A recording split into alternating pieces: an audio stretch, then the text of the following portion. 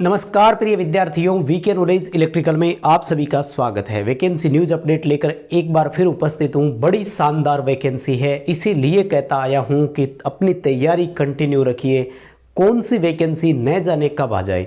अभी रिसेंटली अगर हम बात करें कि दिसंबर 2023 से लेकर अब तक यानी जनवरी 2024 में इतनी वैकेंसी आई है। हालांकि पदों की संख्या हर जगह कम आई है, लेकिन अपॉर्चुनिटी बहुत मिली है।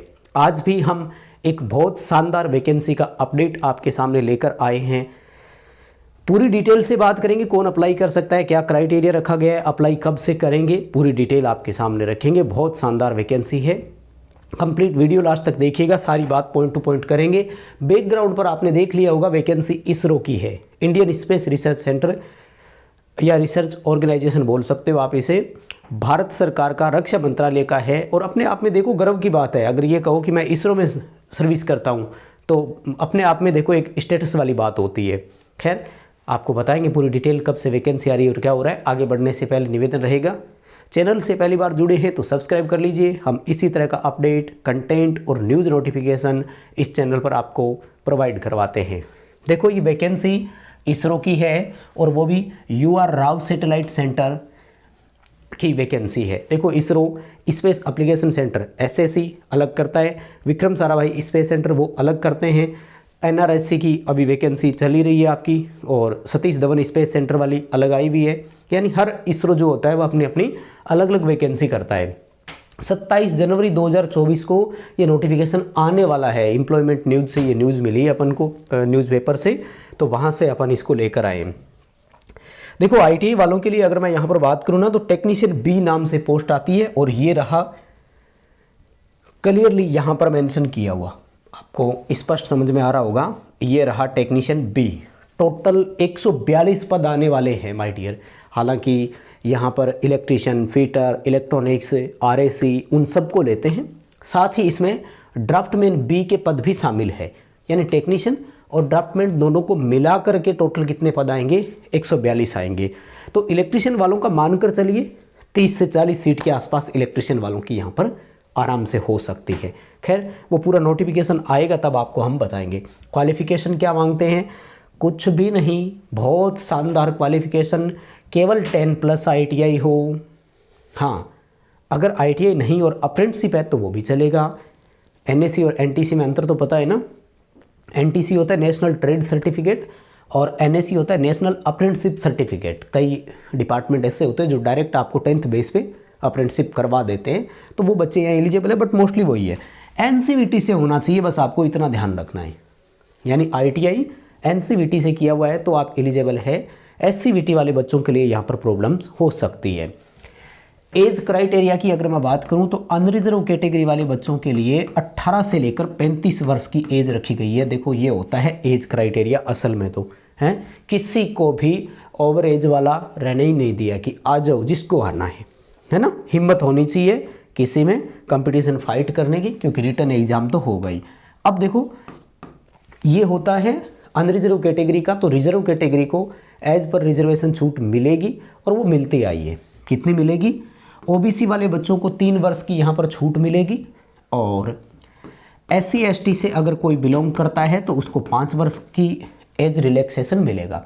यानी SC ST में अपर एज आपकी 40 ईयर हो गई, OBC में अपर एज लिमिट जो है वो 38 ईयर तक हो गई। अब है किसी में दम तो वो आइए मैदान में, फॉर्म अप्लाई करिए और लड़िए कंपटीशन, जितना लड़ सकता है। कम से ये तो नहीं कह सकते कि ओवर एज हो गए, क्योंकि जनरली 18 से 28 होता है। NPCL कुछ वैकेंसी करता है तो 18 से 24 ही कर देता है, जैसे बारक वालों ने कर दिया था।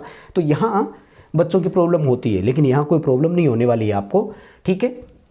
इसके सिलेबस पर मैं बात करूँगा पूरा, जब डिटेल से आएगा तब मैं आपको, लेकिन अभी हिंट दूंगा कि क्या इनमें रहता है वो पूरा बताऊँगा। 16 फरवरी जो है वो इसके ऑनलाइन अप्लीकेशन की लास्ट डेट है।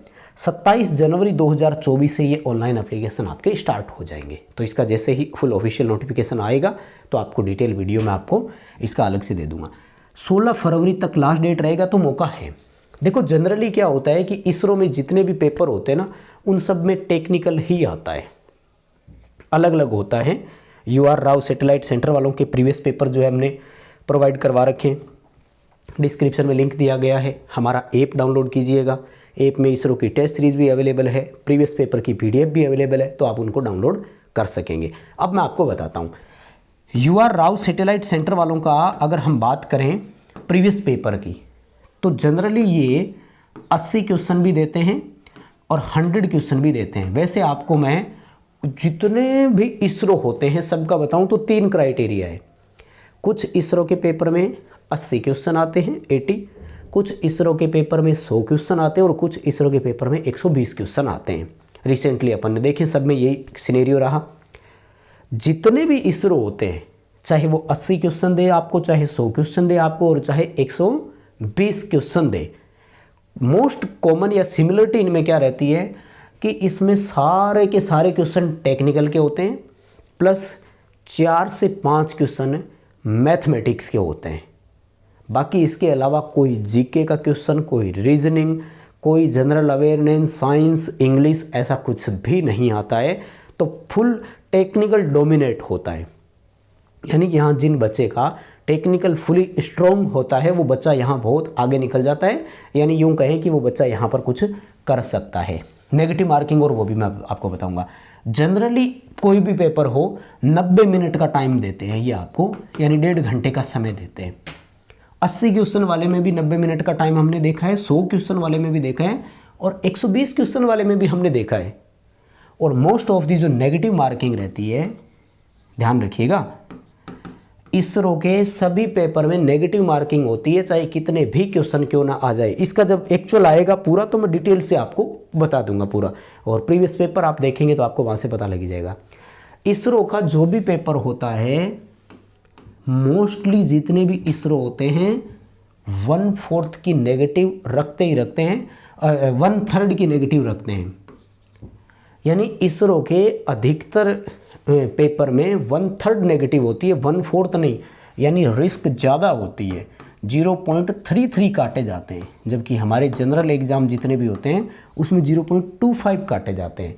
खैर, UR राव सैटेलाइट वाले में ये सिनेरियो क्या रहता है, जब पूरी डिटेल आएगी तो मैं आपको बताऊंगा। अभी के लिए बस इतना ही है कि आपके लिए एक दमदार वैकेंसी आ रही है, तैयार हो जाओ, ठीक है ना। साथ ही इसमें और भी है, अब बहुत सारे बच्चे बोलेंगे कि हमारे लिए, किसी के और के लिए, तो इसमें देखो क्वालिफ़िकेशन डिप्लोमा वालों के लिए भी है, ग्रेजुएशन BSc सभी के लिए है, तो वैकेंसी तो है ही। आपको ये वाला जो नोटिफिकेशन है ये हमारे टेलीग्राम पर मिल जाएगा, टेलीग्राम ज़रूर ज्वाइन कीजिए, क्योंकि सबसे पहले जब भी कोई अपडेट आता है तो टेलीग्राम पर ही देते हैं। लिंक डिस्क्रिप्शन में दिया गया है टेलीग्राम का, ज़रूर ज्वाइन कीजिएगा।